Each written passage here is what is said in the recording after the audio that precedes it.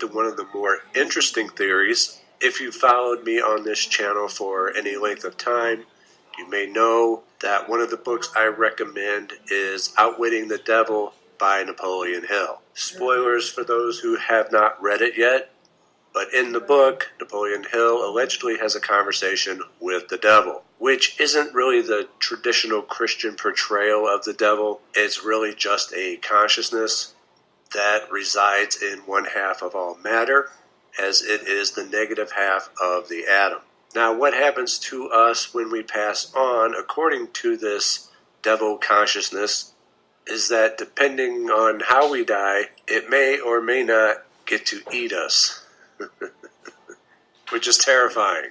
Have you ever seen The Evil Dead, where the Deadites say, "I'll swallow your soul"? Yeah, it's kind of like that. Although swallow or eat may be incorrect terms for it, it may be closer to absorbed. But basically you become either part of it or part of the positive consciousness. And according to the book, it doesn't matter what you've done in your life, what good works you've done, whether or not you believe in Jesus or God, none of that matters. The only thing that matters is whether or not you are afraid when you die, whether or not you're in a state of fear at the moment of death. And I find that very, very fascinating, because as we know, there are only really two emotions that all other emotions are derived from. There's love and there's fear. And according to the devil in this book, the emotions that you experience when you pass on determines which consciousness gets to absorb you. The prospect of getting absorbed by another consciousness is almost more terrifying than the prospect of a Christian hell, to where you're sent for punishment. But one of the laws of magic is that everything returns to source. If we were created by a divine spark from our Creator, would we not return to the Creator as a drop of rain falls back into the ocean? And so I find this theory one of the most uniquely fascinating.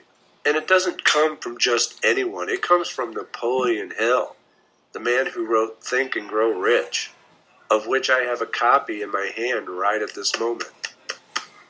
For those who have never read it, you should. So the fact that it comes from Napoleon Hill makes it even more interesting. And this isn't the only time I've heard of such a theory.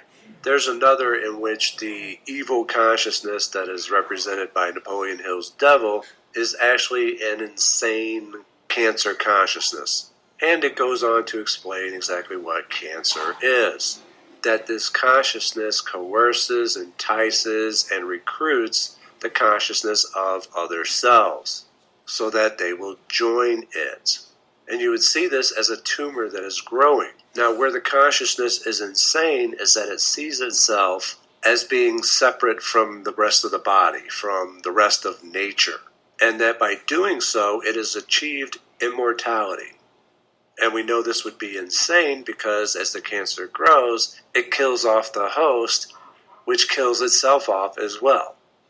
And once again, according to this theory, depending on how you die, you either get absorbed by this cancer consciousness or by the natural positive consciousness. Very similar to Napoleon Hill's Outwitting the Devil. And I heard this one first before reading that book, which made me pause all the more when I did read it. So I do like these theories, but that's all they are. Theories. It's never going to be able to be proven, but I would say that it is just as, if not more likely, than anything that the Christians are telling you. To me, it makes far more sense than the heaven or hell theory. Moving on, some people may ask, well, Frater, what about out-of-body experiences or astral travel? Wouldn't those experiences prove that we have a spirit that can move and act independently of our body? No. And the reason being is that we don't know whether or not astral travel or an out-of-body experience is dependent upon us having a body. Without a brain, without a mind, these experiences simply may not be possible. However, these are the experiences that we use just in case. And what I mean by that is we practice these experiences, lucid dreaming, astral travel, out-of-body experiences, to add our consciousness to an otherwise unconscious or subconscious state. Because as we said before, the conscious part of ourselves, the ego, doesn't seem to survive. It doesn't come back. But what if the afterlife is similar to a dream state where you don't have conscious control? So we practice adding our consciousness to these subconscious dreamlike states so that we can gain control. And that's really the best that we can do. Also, it does help us in our magical practice, and so I do recommend picking up the practice of lucid dreaming or astral travel, if you have not already done so that you can experience adding your conscious awareness to an otherwise unconscious state. And that will about do it for today. If you enjoyed this video, like, share, or subscribe. Follow me on Twitter at FraterXavier, or consider joining us on Patreon, where patrons have early access to Mystery School videos before they're available on YouTube. I'd like to thank everyone for watching, and I'll see you soon. Hey, what's going on, everybody? Good morning. It's the Ceremonial Witch here with another Ceremonial Witchcraft episode. I hope everybody enjoyed the episode yesterday. And I do want to just state one more time that I am completely and utterly grateful for everybody who tunes in, whether it's one person, 1,000, 1,000,000, who knows. I don't care. I am so grateful for each and every one of you that like and or follow and or download and listen to my podcast, radio, station, show thing. So today, my last episode yesterday, I was supposed to do on, it's kind of a polarity thing, but it's going to be hitting on more of as above, so below. It's going to be focusing on Frederick Xavier. He teaches on the Mystery School channel. Well, he has anyways, and now he does his paid lessons and all that. But his channel really inspired me and changed my life. And there's some episodes that really inspired me. So yesterday I was going to get into that, play a couple clips, but then I got on this big rant about finding your purpose and passion that came through instead of what I wanted to talk about. And when that kind of thing happens, you just kind of go with it. So that's what I did, but today I do want to get into that, which is why I played a clip before this of him talking about what I want to talk about how the cancer cells, the evil cancer cell consciousness, or the devil consciousness, and Outwitting the Devil by Napoleon Hill is the negative half of everything, and it's part of our makeup. So you can't ignore it, you can't deny it, you have to understand it, and you have to remain between both those worlds. You can't be too positive, you can't be too negative. Now, I've already hit on a bunch of those things, but I want to give you a different perspective and how I interpret it.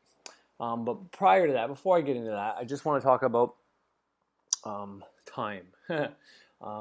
Witchcraft initiation, magic initiation, your beginning point. I don't want to, because I'm probably going to get into things, because you can learn all this stuff by yourself. You can learn everything by yourself. You can do your own initiation, become a magical practitioner. I hit this on my episode yesterday, or a few days ago maybe, how, everybody's doing magic, and, whenever you get into this stuff, it's basically just trying to control that magic, trying to control the things you think about to actually do something that you want, rather than things just be done to you. To not just be affected by the cause and effect or the pendulum swing, or be reactive and charged by polarity. You want to use those things to your advantage. And, the proof that we don't need initiations, or we don't need specific people teaching us, is there because we're all doing this ourselves. But that being said, I don't want to take away from anybody, because the initiations and the courses and all the things online to learn how to do specific things in magic are super beneficial and super helpful. Understand, yes, you're paying for your time. You're paying for their time, sorry. You're paying for their knowledge, right, that they're giving you, their experience, and they're going to help you how to incorporate that in your life. You're paying for that, for what they've did. You're also paying for them to take time out of their busy life to teach you. So that's kind of what we think of when you're getting paid by the hour. But this is something I learned from Frederick Xavier as well. You're actually paying for the time you're also going to save. You're buying time. He says people that are, rich, successful, wealthy people, they buy time. And people that are, middle class to poor, they sell their time by, going to a job 40 hours a week. You're selling your time for, that $20 an hour, that $15 an hour, that $25 an hour, whatever you get paid. Versus rich people, they buy people's time. They pay people to do things for them so they don't have to do it themselves. And you might say, well, that's stupid, that's useful. If I can do it myself, why not do it? But you're wasting your time, and time is the most valuable commodity. It's the most valuable thing on the planet. And this corresponds to what I'm trying to say here today. If someone is going to teach you how to, say you get into magic and you know the stuff's real, but you don't know how to do, you don't know where to look, and you start looking stuff online, and it doesn't make sense, and this and that and the other thing, well then go into Birch and saying, hey, I'm really drawn to witchcraft. I had some family members that were into this stuff, but they don't teach and they're not around anymore. And someone else burned their books and this and that. So can you teach me, can I take your course and all that? And so what he's going to do is take you through his or whatever system he is currently teaching, whatever he's willing to teach you. And you should be grateful for what he's willing to teach you because you're going to learn a lot from him. But it's going to save you that time because the amount of sifting and reading and figuring out how to incorporate the stuff I've learned has taken a bunch of time to the point where, like I've said before, all I do is study the occult as much as I possibly can. That's all I want to do as of late, and that's why me and my wife have certain issues because I'm not finding that healthy balance between my regular life and the occult world. But part of the reason is because there's so much goddamn information out there and everybody's so different that you get different opinions, different beliefs. And, I'm at a point where I'm getting fairly depolarized that I can almost take anybody's belief and incorporate it, even if it's not right or if it's not something that, something that might not be beneficial to me. So there's a lot of having to ask the question and meditating on things to find the right answers.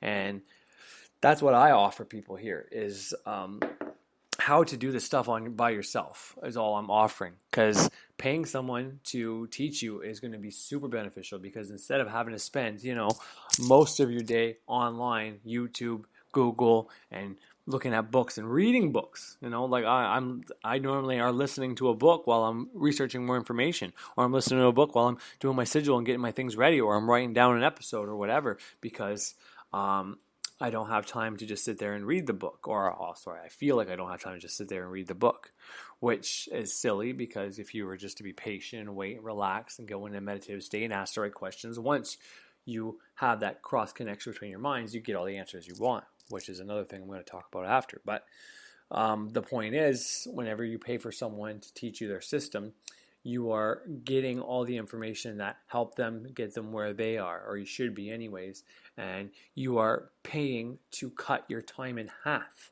which is super beneficial. Now, there's some things that only time can help.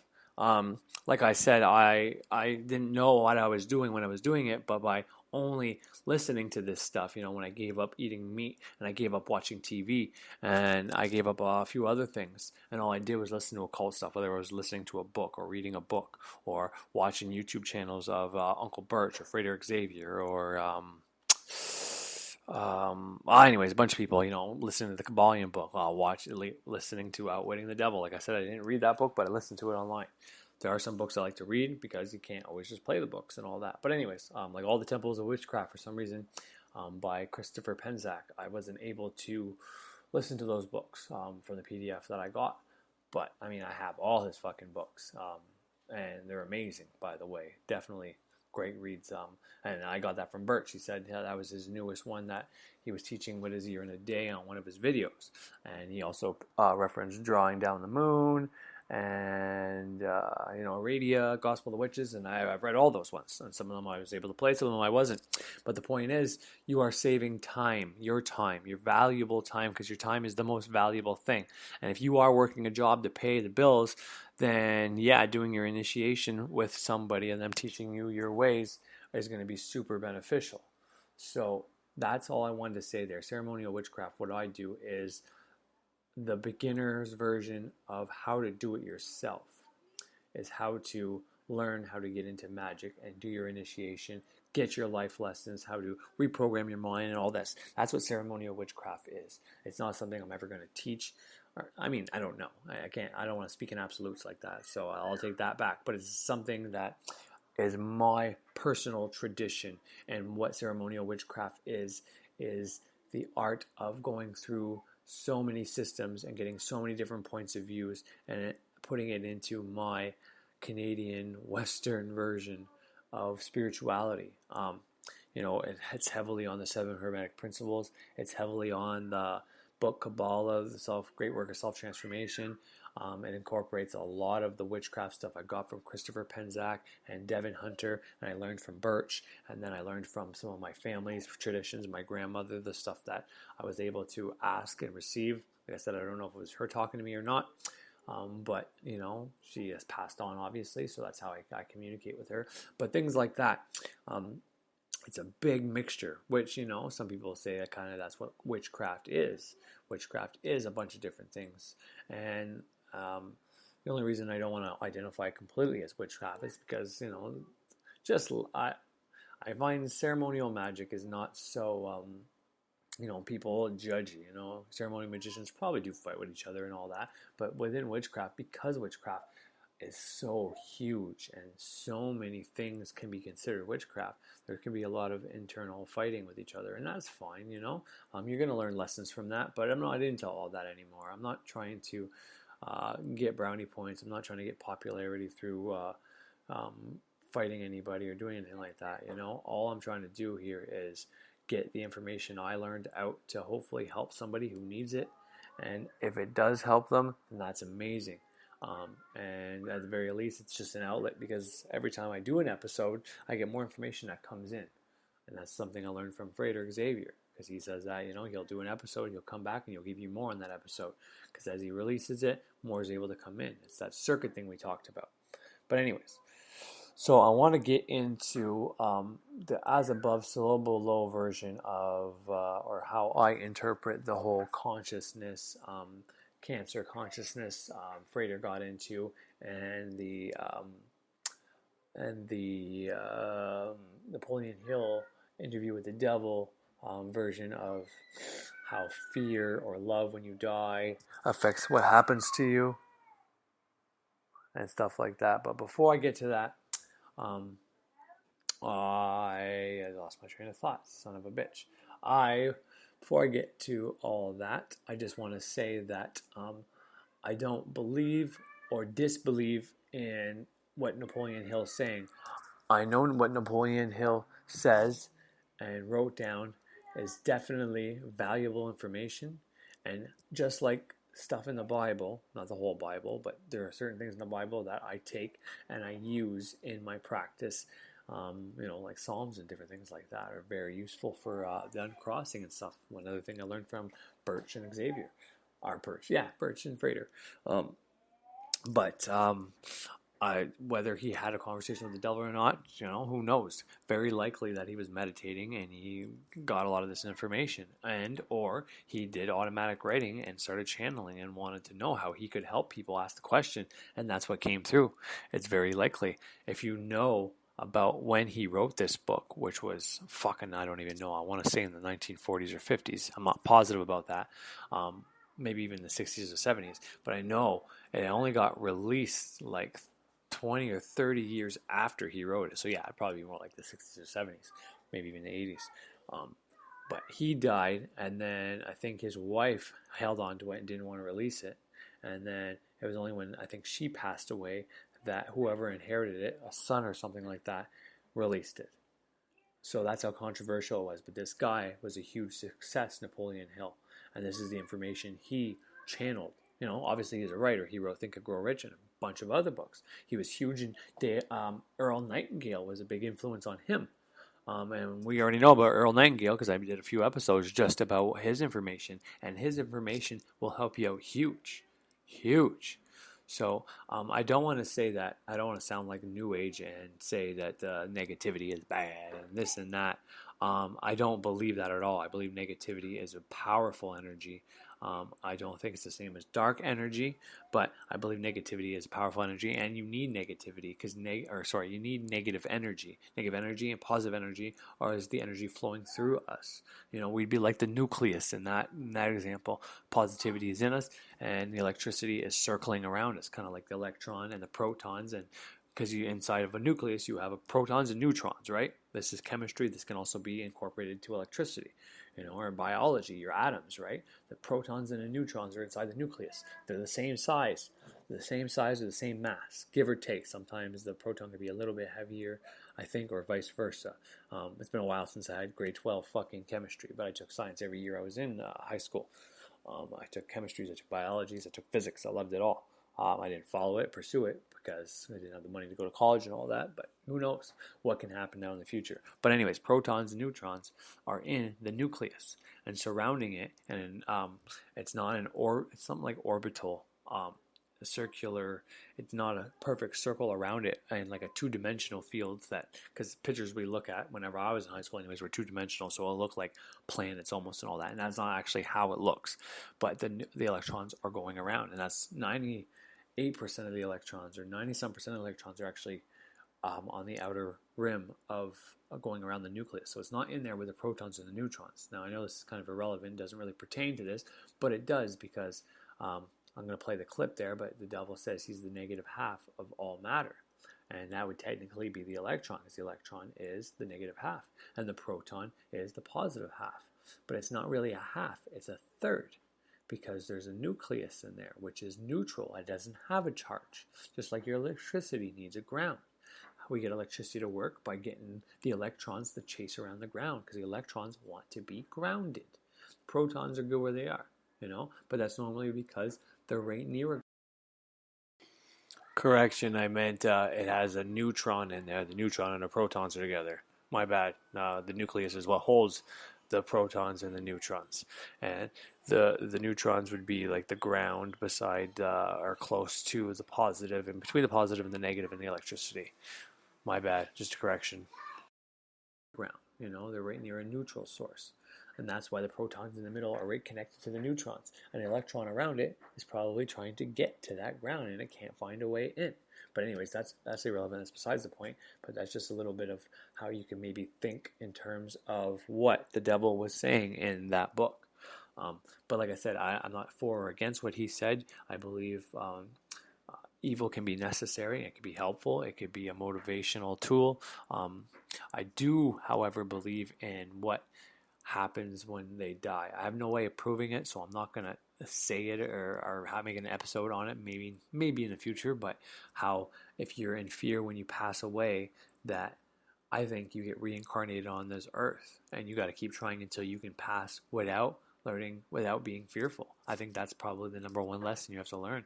You have to learn how this world can either be your heaven or your hell, that you stay on this world, keep getting reincarnated until you can do this shit without fear. And what's the best way to have no fear? Well, you get all this positive stuff. You become wealthy, possibly. You help people. You love your life. You have your passion. And, some people can do all that, but still die fearful because they're scared of the unknown. They're scared of what's going to happen. They don't want to lose what they have. They'll get in a fear state when they think they're going to lose their money. And yeah, they're going to fucking lose it because of that. But if you can get everything you wish to get on this planet, help people, find your calling, and enjoy life. Find spirituality after that, because that's the first thing you got to do is find your calling and enjoy what you're doing, and make your life and the people around you happy, uplift people with you. But then after that, there's still a bunch of work to do. That's the first step. That's the beginning. That's why I'm focusing on that with the Ceremonial Witchcraft show, and even the Magic on a Budget show a little bit. I'm focusing on that because it's so damn important, because it's the first step. It's the first thing you need to do in magic. So once that's all done, you got to move up, and there's certain things you need to do to make sure that when you do pass on, you don't die in fear. Because like I said, there's no way of knowing if this information is true or false. We have no way of fucking knowing that. All right, we have people that said that. Like I said, that's why I put the freighter thing on there. I'm putting the outwitting thing of the devil on here. It's for people to hear. And to me, it makes more sense. Now, if you don't die, if you're not fearful when you pass, then to me, you get to go up the hierarchy. You get to either become, I don't know what it would be, like come down as a helper or some kind of guardian angel, or you get to go somewhere else. Like I said, I have no way of knowing what actually happens when we pass. But to me, this is what makes sense. You get to either come back and you don't have to worry about anything, or you get to come back and help people, or you get to be, I don't know, maybe you get to go be an angel or go to another planet and start whatever. I don't really know. But I do think that there is, I think reincarnation is definitely very plausible, and I do think that's how it works. Now, is the devil in every half? No. There's a negative energy there that we assigned. We have negative energy in our body, we have positive energy in our body. And by saying that's the devil, the negative energy in our body, well, that's just a cop-out. That's just blaming him for all the bad shit you do, and you shouldn't be doing that. If anything, you should take that negative energy and see the beautifulness of it, the positive aspects of the negative energy, and what negative energy can do to benefit you. Now, I'm not saying negativity, I'm saying negative energy. There's a difference. The negative energy from the ground in your feet going up will heal you. The negative energy from water hitting the earth will heal you. Understand that the negative energy from an ion generator will heal you. It's a beautiful thing. So anyways, I'm going to play the clip from Napoleon Hill's Outwitting the Devil. It's the conversation with the devil. This is a free book on YouTube. Check it out, and I'll be right back with some more shit to dive into. All right. Hey. Just before I get into the Napoleon Hill recording, a couple things. I wrote part 1 in the title because there's going to be a part 2 to this. Because the next recording or information I recorded was over the time limit I have left, and that's not even including the recording of the audio book that I have on here. So I'm going to play the audio recording on here as well, and then I'm going to upload it to the next. So this one might be a short episode, and the next one might be 2 short episodes, but they're both together going to be longer than the regular 45 minutes. Second of all, the reason I'm going through this stuff, and I said there was going to be 2 more episodes yesterday after my episode, so technically it's going to be 3, but these 2 are going to be combined 1. But it's because I want to dive into the astral projection and the outer body experience and the lucid dreamings and servitors and all these cool things that are fun, that'll help you bring money, that'll help healing, will help all these different things. But you don't want to be going astral, or you don't even really want to be doing ritual magic if you are in fear and scared and of entities, and you don't understand the true nature of negative and positive. Am I saying I understand the true nature of negative and positive energy? Fuck no. But I'm not fearful of it. Not at all. I don't give 2 shits. Like I said, I used to have a fear of spirits and ghosts and all that, and I've always been drawn to the occult and witchcraft, and it just never made sense to me. It never made sense to me. And now I got rid of that fear. That was one of the first things I did. When I was in the New Age shit, I didn't have that fear under control yet, which is why the New Age stuff was nice. Because it was all fucking fairies and lollipops and fucking shitting out rainbows and nothing stunk and shit like that. But when I dealt with it, I was able to get past it. And then, like I said before, my sleep paralysis and things like that actually stopped. But I needed to get over it to get to the next step. So I'm not trying to stall, but I'm just trying to postpone getting into some of the other things in case people aren't ready for it yet. I'm not judging. I'm not saying people are or are not ready. I don't have any contact with anybody that listens to this. But I just want to throw out these ideas out there so everybody understands that, to stress about something that hasn't happened yet, to think you can't be negative, and if you're negative that you're fucking up or you're failing or you're not going to prosper, that's not accurate whatsoever. Understanding this is the whole dark side of the dark night of the soul kind of shit in New Age, but really you're just working with, the dark side of the moon, the waning phase, or you're working with the pillar of severity, or Yakin or Boaz. I don't know. I can't remember which one's which. Sorry, but point is, that's what this is. That's what Napoleon Hill tried to tell us. And that's what I'm trying to get through here to people, is just to look at it from a different point of view. Napoleon Hill was able to have this conversation with quote-unquote the devil because he had no fear. And that's why he was able to technically command him, ask him these questions, and he had no choice but to answer. But if you're in fear, you don't have that power over stuff like that.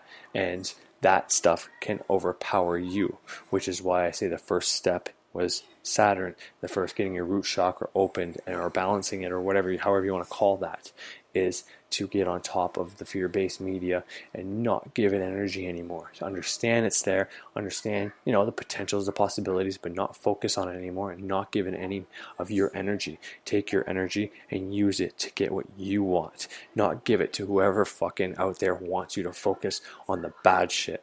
Because even if they're trying to help you, all right, trying to help you by saying, prepare this and that and the other thing, and that has its place. It totally does. If people don't prepare you for bad things, well, yeah, then you're going to be fucking sideswiped by it, and I won't even see it coming, basically. But that's why you need to be aware of it, but don't put your emotion into it, because when you put your emotion into something that you fear, well, that's magic. It's just the magic you don't want to be performing. So, anyways, stay tuned for the part 2. I'm going to play the clip now. I'll probably start off the next episode with the same clip, and just so you know which one follows which. Anyways, and maybe I'll play a little bit more of it, but like I said, it's on YouTube. Check it out. It's an intense read, and like I said, you don't have to believe him that he had an actual conversation or sat down fucking over coffee with the fucking devil. No, he's speaking to a part of him, or something that's around him, one of the others. I'm guessing it's a part of him, because all through that book, anytime he started doing good, he was getting positive thoughts, positive insights, like helping him out, telling him what to do. And when he followed those things, things kept getting better. But then when we start to fuck up and he'd give in to fear, everything would go to shit. I mean, he went through some real bad shit in that book. The devil interviews only at the end of the book, but throughout the book, I think there's like 3 different times where he started doing good, and then it fucking went to shit, and then he rebuilt again, and then fucking went to shit. And the last one was like some kind of mugging or something like that he witnessed and had to be in court for and shit like that, and was in witness protection. That's how bad it got for him. And that's when he finally conquered his fear and was able to do this. This book was actually written before, I want to say, Think and Grow Rich. Or during, I can't remember, but it was only released way after. I think I already explained that. But anyways, so it talks about that, and that's because these energies are inside of us, and we have to use that fear energy to propel us to do good, to conquer that fear energy, to not just give into it, because giving into fear is the worst thing you can do. If that fear is there to actually save you, oh shit, there's a lion about to eat you, then that fear is good, because to either go hide or get a fucking spear and try to protect your own if you can't hide, or whatever the case is. But if that fear is just, you're not going to succeed, just turn off the magic and just go be a slave in your 9 to 5. Well, no, don't do that. That's not what you do. Stay doing your thing. If you do have that fear, well, then you need to maybe keep your 9 to 5 and work on your project on the side. And then once it starts coming through and working out, well, then you'll be all good. But anyways, I hope you enjoy this little clip. And yeah, the part 2 will be coming on as soon as I'm done this one. Unless I have to drive my boy to his next baseball game, and then it might be about an hour behind. But it is coming right up after this. All right, thanks a lot for listening. Have a good one. Ceremonial Witch out.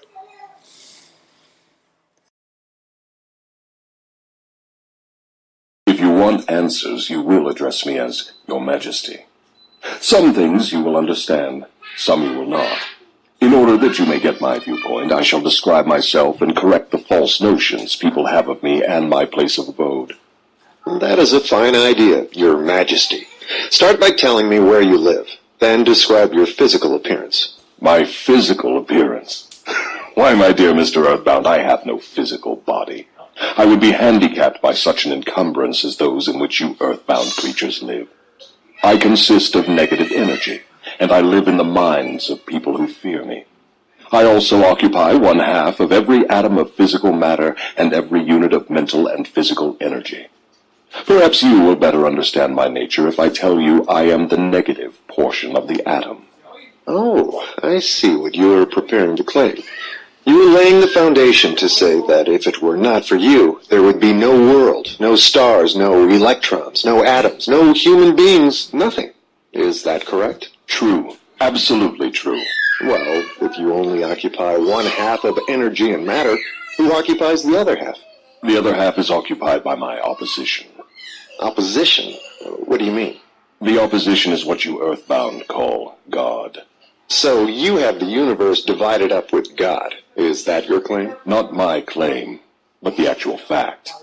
Before this interview is finished, you will understand why my claim is true. You will also understand why it has to be true, or there could be no world such as yours, no earthbound creatures such as you. I am no beast with a forked tongue and a spiked tail. But you do control the minds of 98 out of every 100 people. You said so yourself. Who causes all the misery in this 98% devil-controlled world if you do not? I have not said that I do not cause all the misery of the world. On the other hand, I boast of it. It is my business to represent the negative side of everything, including the thoughts of you earthbound people. How else could I control people? My opposition controls positive thought. I control negative thought. How do you gain control of the minds of people? Oh, that is easy. I merely move in and occupy the unused space of the human brain. I sow the seeds of negative thought in the minds of people so I can occupy and control the space. You must have many tricks and devices by which you gain and hold control of the human mind. To be sure, I employ tricks and devices to control human thought. My devices are clever ones, too. Go ahead and describe your clever tricks, Your Majesty. One of my cleverest devices for mind control is fear. I plant the seed of fear in the minds of people, and as these seeds germinate and grow, through use, I control the space they occupy. The 6 most effective fears are the fear of poverty, criticism, ill health, loss of love, old age, and death. Which of these 6 fears serves you most often, Your Majesty? The first and the last, poverty and death. At one time or another during life, I tighten my grip on all people through one or both of these. I plant these fears in the minds of people so deftly that they believe them to be their own creation. I accomplish this end by making people believe I am standing just beyond the entrance gate of the next life, waiting to claim them after death for eternal punishment. Of course, I cannot punish anyone, except in that person's own mind, through some form of fear. But fear of the thing which does not exist is just as useful to me as fear of that which does exist. All forms of fear extend the space I occupy in the human mind. Your Majesty, will you explain how you gained this control over human beings? The story is too long to be told in a few words. It began over 1,000,000 years ago when the first man began to think. Up to that time, I had control over all mankind, but enemies of mine discovered the power of positive thought, placed it in the minds of men, and then began a battle on my part to remain in control. So far, I have done quite well by myself, having lost only 2% of the people to the opposition. I take it from your answer that men who think are your enemies. Is that right? It is not right, but it is correct. Well, tell me something more about the world in which you live. I live wherever I choose. Time and space do not exist for me. I am a force best described to you as energy. My favorite physical dwelling place, as I have told you, is in the minds of the earthbound. I control a part of the brain space of every human being. The amount of space I occupy in each individual's mind depends upon how little and what sort of thinking that person does. As I have told you, I cannot entirely control any person who thinks. You speak of your opposition. Just what do you mean by that? My opponent controls all the positive forces of the world, such as love, faith, hope, and optimism. My opponent also controls the positive factors of all natural law throughout the universe, the forces which keep the earth and the planets and all the stars balanced in their courses. But these forces are meek in comparison with those which operate in the human mind under my control. You see, I do not seek to control stars and planets. I prefer the control of human minds. Where did you acquire your power, and by what means do you add to it? I add to my power by appropriating the mind power of the earthbound as they come through the gate at the time of death. 98 out of every 100 who come back to my plane from the earth plane are taken over by me, and their mind power is added to my being. I get all who come over with any form of fear. You see, I am constantly at work, preparing the minds of people before death, so I can appropriate them when they come back to my plane. Will you tell me how you go about your job of preparing human minds so you can control them? I have countless ways of gaining control of human minds while they are still on the earth plane. My greatest weapon is poverty. I deliberately discourage people from accumulating material wealth because poverty discourages men from thinking and makes them easy prey for me. My next best friend is ill health. An unhealthy body discourages thinking. Then I have countless thousands of workers on earth who aid me in gaining control of human minds. I have these agents placed in every calling. They represent every race and creed, every religion. Who are your greatest enemies on earth, Your Majesty? All who inspire people to think and act on their own initiative are my enemies. Such men as Socrates, Confucius, Voltaire, Emerson, Thomas Paine, and Abraham Lincoln.